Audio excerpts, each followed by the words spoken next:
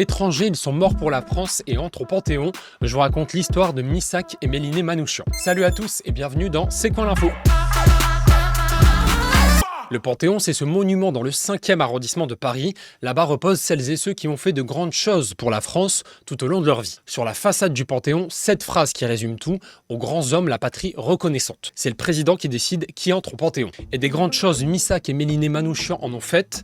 Missak est né en 1906 dans l'actuelle Turquie. Ses parents meurent lors du génocide arménien en 1915. Avec son frère, il se réfugie alors en France quelques années plus tard. En 1925, il arrive à Paris et décroche une carte d'identité d'étranger. Il travaille en tant qu'ouvrier tourneur chez Citroën, tout en se rapprochant du milieu artistique. Un instituteur lui apprend le français et lui donne l'amour de la poésie française.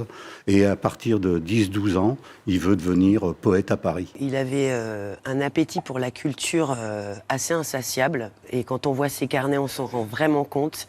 C'est-à-dire qu'il y avait des domaines incroyables. Dans les années 30, il intègre le Parti communiste et rencontre Méliné, sa femme, elle aussi communiste et arménienne. Ils rejoignent tous les deux un groupe de résistants, un couple donc, qui entre aujourd'hui ensemble au Panthéon. On est dans les années 30, la Seconde Guerre mondiale frappe, la France est aux mains des Allemands, mais Méliné et Missak font front, ils résistent. En 1943, ils fondent le groupe Manouchian. Au sein de ce groupe de 23, ils multiplient les sabotages et les attentats contre les Allemands pour récupérer le pays. Sa femme, Méliné, est notamment chargée de repérer les futures cibles et de rédiger les rapports. En 1943, Manouchian quitte son domicile à Paris pour un rendez-vous avec des résistants, mais il est en fait arrêté. Il descend et il aperçoit le commissaire politique qui le désigne à un groupe d'hommes, des policiers en civil. Et tout de suite, ces policiers l'encerclent, le menottent.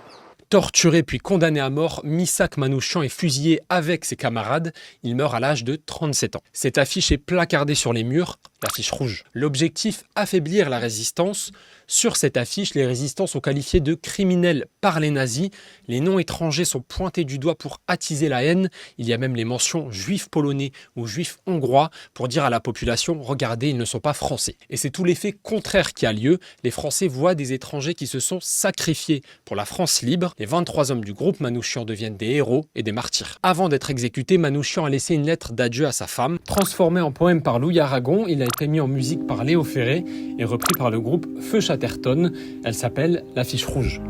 Marie-toi, sois heureuse et pense à moi souvent.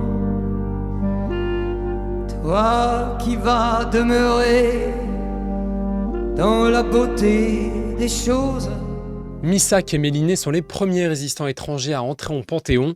80 ans après sa mort, la cérémonie d'entrée de Missak Manouchian au Panthéon aura lieu demain, le 21 février 2024. Merci à tous d'avoir regardé la vidéo jusqu'au bout. On se retrouve très vite pour un nouveau C'est quoi l'info et d'ici là, on est sur les réseaux. Salut, salut!